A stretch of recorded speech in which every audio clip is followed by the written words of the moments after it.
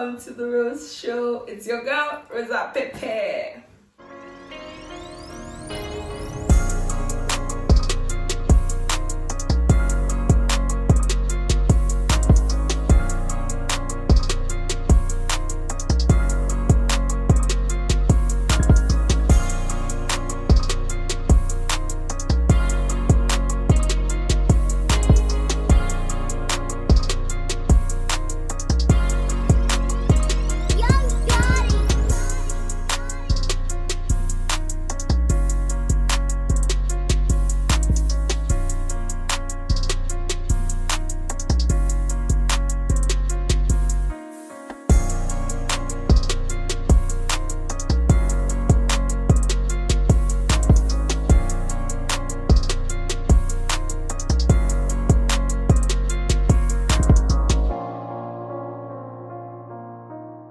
Welcome back. I hope you enjoyed that quick intro.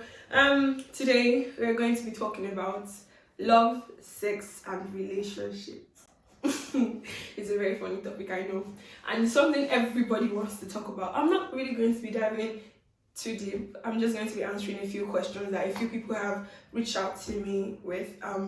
I also want to point out that everything I'm going to be saying is going to be based on my own opinion. I'm not supposed to be the only one on set today, but due to circumstances that could not be controlled, my guest was not able to make it. So, everything I wrote is based on my own opinion. You are free to counter me in the comment sections. If you don't like what I said, you are free to point it out in the comment section, and we will talk about it. So, first question I got asked was, why do ladies go for guys that they are sexually attracted to and not the guys they are physically attracted to? So, this question is weird. Honestly, it's very weird. And this is not the first time I've had to answer this kind of question. I am not a relationship therapist, so I am only saying it's based on what I have experienced and based on other people's experience rather. Now, I would say the lust, right? Let's use lust, is very powerful, very, very powerful. When you are sexually attracted to someone, you don't really see their flaws until you've satisfied the lust that is driving you. You don't really see their imperfections. You don't really see, some people call it love at first sight. I don't believe in love at first sight. That is for me. I don't believe in love at first sight. Yeah, because I feel like you can meet someone today and then you are so attracted to their physical qualities that you are blinded to other qualities that they possess, right? And so after a while, when the physical quality is not as capturing as it was when you started, then you now begin to see that, oh, this person can be a very rubbish kind of person. I'm trying not to use offensive words. Now, I want to say ladies in general tend to move to guys that are sexually attracted to, because I know a lot of you would debate me, because ladies have higher libido. We are more sex driven than guys, but society has made it that we are shamed for being sexually open or wanting to chase our desires. So we tend to like code it and then try to compose ourselves. I need you to understand that ladies would actually go for who they are sexually attracted to, because at that moment, she does not have her priorities right. There is no lady within the age of 18 to 25 that doesn't have at least 2-3 guys chasing her at a time. Even if she's in a relationship, there's always going to be somebody at the side. But you need to understand that, okay, this is what I want. This is who I want to be with, right? Like, this is my priorities. This is what I see in the future partner. If you are dating to marry, if you're dating to play around, that is a totally different story. There's nothing I can say about that one. Well, I need you to understand that yes, ladies actually go for who they are sexually attracted to. It's not really a conscious decision. It just happens. Now, second thing I would like to answer is, what is one truth that you have to believe in every relationship?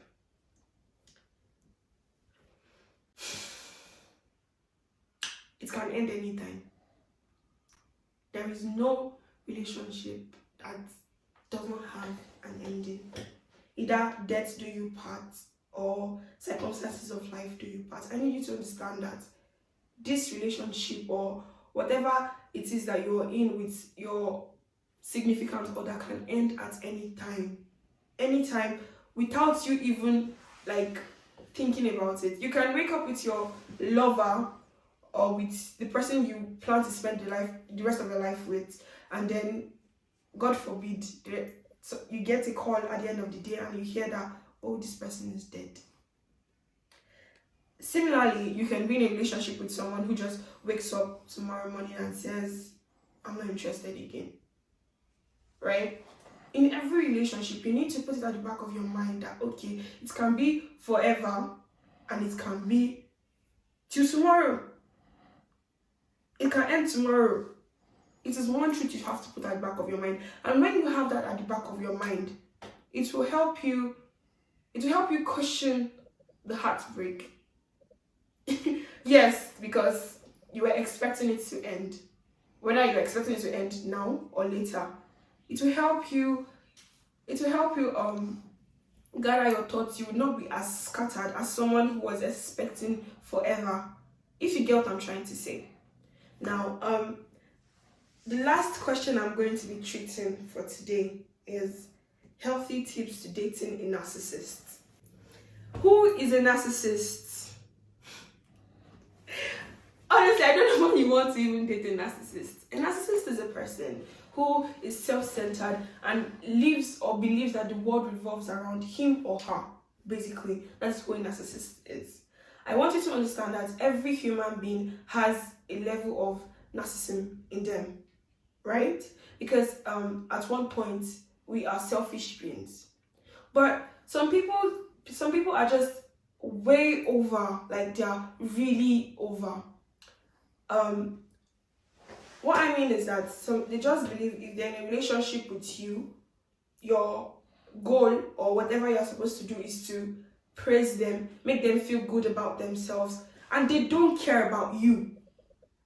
You need to understand that. When you're dating a narcissist, they might love you, there are levels to narcissism. I'm supposed to bring that up. There are levels to narcissism, actually. I need you to understand that. The thing is, some people don't do it intentionally.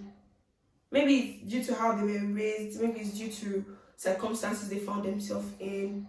They have high level of confidence, their self-esteem is over the roof. I'm not saying it's a bad thing, but it's a bad thing when you now feel like you are superior to everybody. We are all human beings and anybody can die at any time. But if you feel like you are bigger than people, yes, you are a narcissist. You shouldn't date a narcissist. You shouldn't. But if you find yourself dating a narcissist, one thing you need to do is set clear boundaries. You need to make the person understand that, okay, I know you love yourself enough for the both of us, but this is a relationship. It's a two-way thing. And then you need to try your best to avoid arguments with a narcissist. They would make it feel as if you are wicked, you are abusing them, they will make you feel so terrible about yourself that at the end of the day you start questioning yourself. I can talk because I have dated a narcissist and I did not realize until we already broke up, and honestly it was hell. You don't want to be in that place. It will make you start feeling like you're not enough, like you are the cause of everything wrong in the relationship. I'm not saying everybody is a narcissist, so don't get me wrong. But sometimes, every time you guys argue, they don't want to take fault. They believe you are the one that is wrong. You guys run, or else at the end of the day, you might commit suicide or you put yourself to depression. And we don't want that. But also, I need you to understand that when you're dating a narcissist, you cannot have an independent life of your own. Like I said, there are levels to narcissism, right? But the highest level, they believe your life is dedicated to them and everything you do should be about them. Imagine dating someone and then your you have to write or create a book. For example, you're a writer and your spouse is a narcissist, and then eventually you write the book, you publish it, and he reads it and he's telling you that you didn't talk about me in your book. I mean, I did not understand the book was supposed to be about you. There is no dating a narcissist if you cannot control them. You can't even control them, honestly. They are full of themselves. Also, I want to say, when it comes to matters of the heart, guys tend to feel like ladies are the one with problems. I am not going to dispute that. I am not going to affirm that. Ladies have issues. We are emotionally driven. We are everything. But that does not mean guys don't have faults too. Guys can be very ignorant. Guys can be very anyhow. But you need to understand that for you to make your relationship work, you need to be calm. You need to go through heartbreaks. Yes, even in a relationship. I'm not saying you should stay with a toxic person. I'm not saying you should date someone unfaithful to you. It is your own boundaries, what you cannot take. You have to discuss with your partner. Also, somebody asked me this question last night and it was like, is it possible for you to love without sex? What do you think? Do you think it's possible? Me as a person, I feel like sex is a form of intimacy between partners. It helps connect people more. But some people say it's superficial. Right? You can have sex with somebody you are not in love with, and that's just it. But I will tell you that statistics have proven that sex with someone you are in love with is 70% better. Yes, 70% better than sex with someone you're not attracted to or in love with. When you have sex with someone that you are in love with, you guys connect on a whole different level, right? But I'm not saying it's not possible for you to love without sex. So people do it. There are rare cases where people, Mormons, people who have dedicated their lives to Christ, people who don't want to have sex, like they date, they have a happy marriage before they have sex and all that, and their relationship still comes out fine. That's okay. It still works, but it doesn't work for everybody. You need to understand that some people feel. You need to understand that. Alright, hold on. Start from that. You need to understand that. 1, 2, ready. You need to understand that some people feel better when they have sex with the person that they're in love with, right? But that is not the only way to be intimate with your partner. You need to communicate. There is no relationship that works without communication, right? You cannot be in love with someone and you don't want to talk to that person. Understand that in moments of anger, you want your space, you want to be free. But you need to understand that the person you're dating is a human being as well. The person has feelings. You guys need to work out your issues. You need to communicate.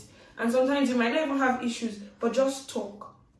When you talk, you just see that something that is bothering you just comes out, and then you guys discuss it. You guys just need to talk. And one more thing I would like to talk about is that somebody asked me this question, I forgot to add it. Somebody was telling me that how do you deal with a pillow princess? A pillow princess, right, is a lady that does not want to do anything in bed. She just wants to lie down there and you do all the whole work as a guy, and then everything has ended. Not all guys enjoy a pillow princess. It's a two-way thing. You are supposed to enjoy it. It's not for one person.